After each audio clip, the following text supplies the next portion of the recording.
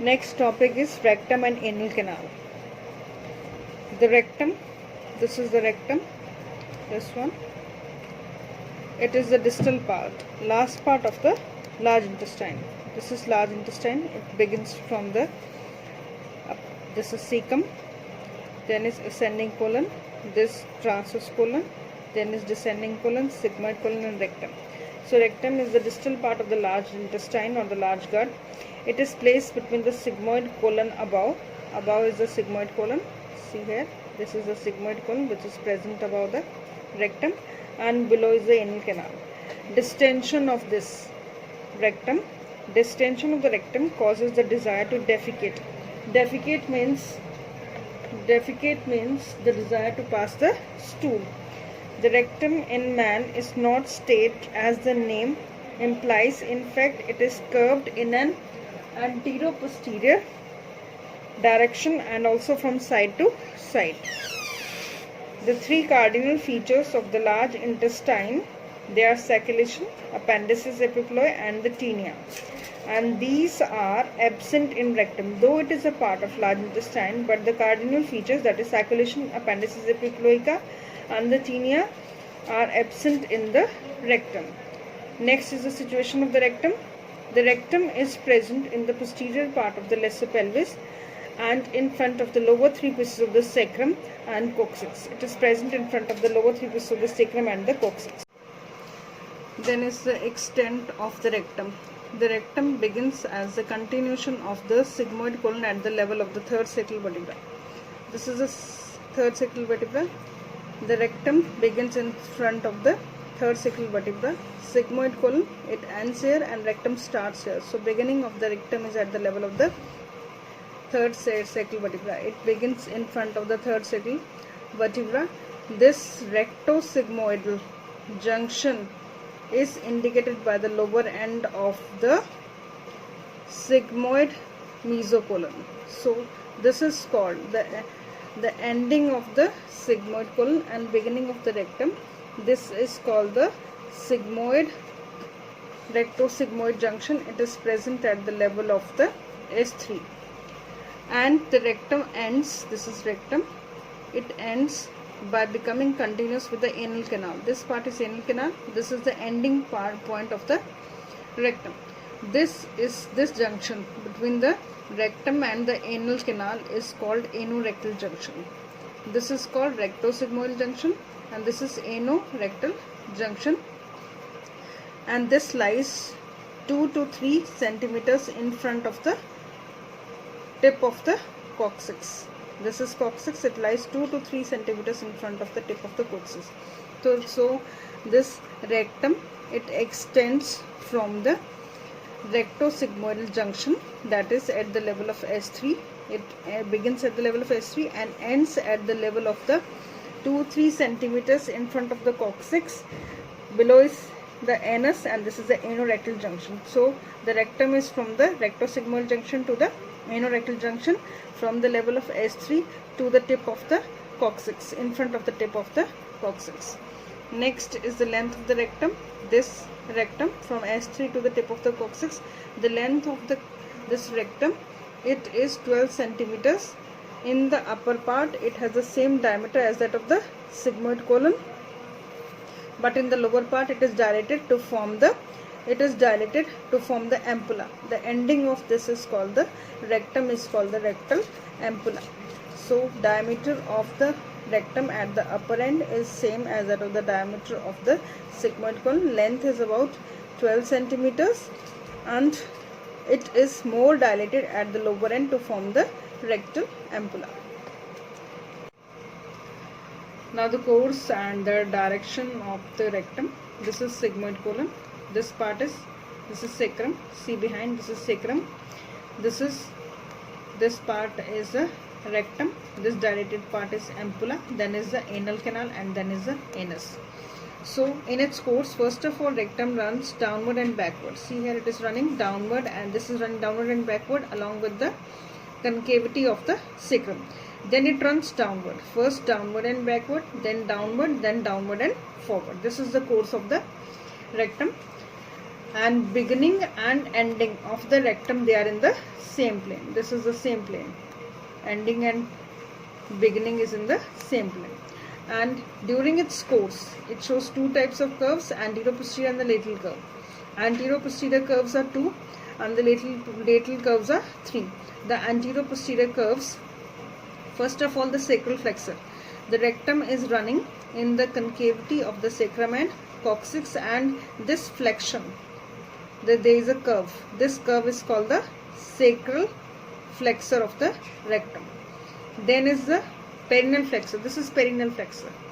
Perineal flexor of the rectum is the bending of the rectum at the anorectal junction. This is the anorectal junction. Here the rectum ends and anal canal starts. This is the anorectal junction. It bends forward. So this is called the perineal flexor, and this is the sacral flexor. There are the 3 lateral curves. If we see it from the lateral side, the 3 lateral curves are, first of all, the upper lateral curve of the rectum is convex to the right. Then the middle lateral curve is convex to the left. It's more prominent. And the lower lateral curve is again convex to the right. These are the course and the directions and the curves of the rectum. This is rectum. It begins at the level of S3 vertebra and ends at the level of the tip of the coccyx. Then is the rectal ampulla. Then is the anal canal. Then anus. For the description purpose, for description of the peritoneal relations, we will divide into 3 parts. This is the upper 1/3, this is middle 1/3, and this is the lower 1/3. The upper 1/3 of the rectum, ये पीछे sacrum है. Upper 1/3 of the rectum is covered by peritoneum anteriorly. आगे से भी covered है peritoneum से, and on both the sides, right side and the left side. Upper 1/3 is covered by peritoneum anteriorly and on the sides. Middle 1/3 is covered by the peritoneum only on the sides but not anteriorly and the posteriorly. And the lower 1/3, it is devoid of peritoneum. There is no peritoneum on any side, anterior, posterior or the lateral sides. First of all, visceral relations in the males. Anterior relations in the males, visceral relations. See here, this is pubic symphysis, urinary bladder, this is rectum, this is sacrum. It is present in front of the 3 pieces of the sacrum. These are the 3 pieces of the sacrum. This is coccyx. This is present. It ends 2 to 3 centimeters in front of the coccyx. Length of the rectum is about 12 centimeters. This is the sacral flexor. This is the perineal flexor. Now the anterior relations in males. For the purpose of relation, we will divide into 2 parts: upper 2/3 and the lower 1/3. This is the upper 2/3 part. This one is the lower 1/3 part. This upper 2/3 part of the rectum is related to the, this is the rectovesicular pouch within the bladder, and the rectum is called the rectovesicular pouch. So it is related to the rectovesicular pouch, and here are the coils of the small intestine, and it's also related to the sigmoid colon. Above it is related to the sigmoid colon. Then this is the lower 1/3 part. This part, lower 1/3 part, it's very much clear. It is related to the base of the, this is the posterior part, this is the apex of the bladder, this is the base. It is related to the base of the bladder. On the posterior side or the base of the bladder, there are the seminal vesicles and the ductus deferens, as we had done in the urinary bladder and also the prostate gland.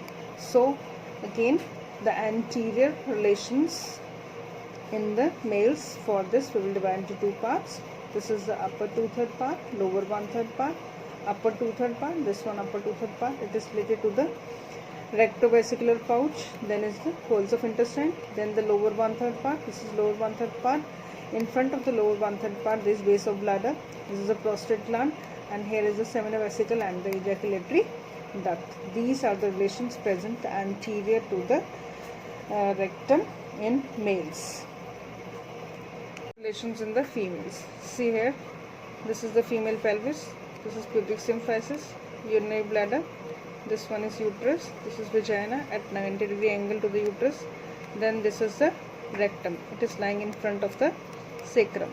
These are the middle 3 pieces of the sacrum, and this is the coccyx, it lies in front of the tip of the coccyx. This is the ampulla, this is anal canal and anus. Now the relations of the anterior relations of the rectum, visceral relations of the rectum. For this purpose, again we will divide it into upper 2/3 and the lower 1/3. This is again divided into upper 2/3 and lower 1/3. Upper 2/3 of the rectum in females, it is related to, here is the pouch of peritoneum. That pouch is called the rectouterine pouch, and the coils of the small intestine and the sigmoid colon, same as in males. And this pouch separates, this pouch is separating the rectum from the, here is the, it is separating the rectum from the uterus and upper part of the vagina. Then the lower 1/3 part, this is the lower 1/3 of 1/3 part of the rectum. It is related to the, this is related to the lower part of the, this lower 1/3 part of the rectum is related to the lower part of the vagina. It is related to the vagina. Next are the posterior relations. This is the posterior part of the body. This is the vertebral column. This is sacrum, coccyx. Now the posterior relations. Posterior relations are same in males and in females. It is, rectum is posteriorly related to the, it is related to the lower 3 pieces of the sacrum. Then is the coccyx, and the ligament between the anus and the coccyx is the anococcygeal ligament. And posteriorly is the, from the, we know that from the sacrum arises the piriformis, so there posteriorly there is piriformis muscle, coccygeus and the levator ani muscle. Then are the median sacral, superior rectal and the lower lateral sacral vessels and the sympathetic chain with the ganglion. These are the structures present in the posterior part of the, posterior to the, or the posterior relation of the rectum, and they are similar in males and females. Next are the mucosal folds of the rectum. The mucous membrane of the empty rectum shows two types of the folds, longitudinal and the transverse folds. The longitudinal folds, they are transitory. It means they are temporary. They are present in the lower part of the empty rectum. This is the lower part of the rectum. Here the folds which are present, they are called the longitudinal folds, and they are the temporary folds, and they are obliterated by distension. When feces, that is stool, goes into the rectum, as they are the temporary folds, this is distended, the folds are gone, they are obliterated. Then are the transverse or the horizontal folds. The transverse or the horizontal fold, these are clearly seen, these are the transverse or horizontal folds. The transverse or the horizontal folds or Houston valves or placa transversalis are permanent and most marked when the rectum is distended. These are the permanent folds. The transverse folds or the horizontal folds, which are also called the folds of Houston valves or placa transversalis, these are the permanent folds. Even if the stool matter goes into it, it is distended. ये बड़ा हो जाएगा, जब इसमें stool material जाएगा, फिर भी ये folds sustain करेंगे, ये remove, ये folds नहीं हटेंगे. So they are the permanent folds. Now the location of these folds, the first transverse folds are present near the upper end of the rectum. This is the upper end of the rectum. The first transverse folds are present near the upper end of the rectum and project from the left wall situated 7.5 centimeters above the anus. Sometimes it may encircle and partially constrict the lumen. The second transverse folds, they are the largest and constant, and they lie at the upper end of the, this is the ampulla. These are lying at the upper end of the ampulla, are lying the second transverse folds, and the third transverse folds, which is not constant, it lies 2.5 centimeters below the third fold, and project from the left wall. So these are the mucosal folds in the rectum. Then is the functional part of the rectum. The rectum has two developmental parts. The upper part is related to the peritoneum, develops from the hindgut and lies above the third transverse fold of the rectum, and the lower part, which is not having the peritoneum, as we have studied earlier, the lower part is not covered by peritoneum, that develops from the cloaca and lies below the third transverse fold. So next is the arterial supply of the rectum. Next is the arterial supply of rectum. It receives the arterial supply from the main three arteries, that is the superior rectal artery, middle rectal artery and the median sacral artery. This is the inferior mesenteric artery. We know that the inferior mesenteric artery, it ends as the superior rectal artery. यही नीचे continue हो जाएगी as superior rectal artery. So it is a chief artery of the rectum. Superior rectal artery, this is the chief artery of the rectum and it is a continuation of the inferior mesenteric artery, and when it enters into the pelvic brim medial to the ureter, it lies in the medial limb of the pelvic mesocolon and divides opposite the third sacral vertebra. At the level of the third sacral vertebra there is beginning of the rectum. It divides into number of the right and left branches which supply the right and left side of the sacrum. Then is each branch, right and left branch, goes towards the middle of the rectum, and then it breaks into number of the branches which will supply the rectum. Next artery is the medial sacral artery. This artery supplies the superficial layer of the rectum, and these arise from the anterior division of the internal iliac artery. That arises from the, it is arising from the anterior division of the internal iliac artery arises the medial sacral artery, and it supplies the external coat of the rectum. Then is the median sacral artery. This is a small branch arising from the back of the aorta near its lower end. Near its lower end from the back of the aorta, the last branch which arises, that is called the median sacral artery.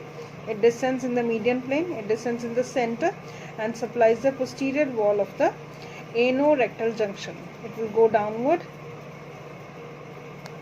and will supply the anorectal junction. Next is the venous drainage. Venous drainage, the course is opposite to the arterial supply. It is drained by the same arteries of the same name, that is superior rectal vein, middle rectal vein and medial sacral vein. There is a lymphatic drainage. The lymphatics from more than the upper half of the rectum passes to the, it drains into the sigmoidal lymph nodes and the pararectal lymph nodes. Then is the lymphatics from the lower half of the rectum pass along the medial rectal vessels to the internal iliac lymph nodes, and lymphatics from the lower part of the anal canal drain into the superficial lymph node. Then is the nerve supply. Nerve supply is both parasympathetic and sympathetic. Parasympathetic root values S2, S3, S4, and the sympathetic nerve supply is, it is inhibitory, it is vasoconstrictor to the rectal musculature and motor to the internal sphincter. And parasympathetic nerves are motor to the musculature of the rectum and inhibitory to the internal sphincter. Sensations of distension of the rectum pass through the parasympathetic nerves, while pain sensations are carried to both the sympathetic and the parasympathetic nerves. Next topic is the supports of the rectum. We know that this is the true pelvis, this is bladder, this is pubic symphysis. In the true pelvis, anterior most organ is bladder, in the center is the uterus, and most posterior is the rectum. Behind the rectum here is the sacrum, middle lower three pieces of the sacrum. So as these are supported by the ligaments to keep them in the position, this is also to be supported by the ligaments. Below first ligament is the pelvic floor. Pelvic floor is formed by the, we know that pelvic floor is formed at the pelvic outlet by the levator ani, so it supports the rectum from below. Next is the fascia of Waldeyer. Rectum ends in the dilated part, that is called ampulla. Between the ampulla and the sacrum there is a ligament which is formed by the modification of endopelvic fascia. It is called the fascia of the Waldeyer. It gives it the posterior support. Now the ligaments of the rectum, on the lateral side, they are the lateral ligaments of rectum. They are formed by the condensation of pelvic fascia on each side of the rectum, and they enclose the middle rectal vessels and branches of the pelvic plexus and attach the rectum to the posterolateral wall of the lesser pelvis. So the lateral ligaments, they extend from the lateral side of the rectum to the lateral wall of the pelvis and give the rectum the lateral support. Then is the rectovesicular fascia of Dennevalus. It extends from the rectum behind the seminal vesicle and prostrate in front. This extends, this is the fascia of Dennevalus. It extends from the rectum behind to the seminal vesicle, from the rectum and in males to the seminal vesicle there is a fascia. That fascia is called the fascia of Dennevalus. Then is the pelvic peritoneum. Pelvic peritoneum, we know that The upper 1/3 part is covered by peritoneum anteriorly and on the lateral side, and middle 1/3 is covered only on the sides, and the lower 1/3 is not covered by peritoneum. So peritoneum is also giving it a shield-like support. Then the perineal body. Below the pelvis is the nod-like structure called the perineum, on which 10 muscles are inserted. That node is called the perineal body. It gives support to uterus as well as to the rectum. So these are the supports of the rectum. This is the video of the nerve supply of the rectum.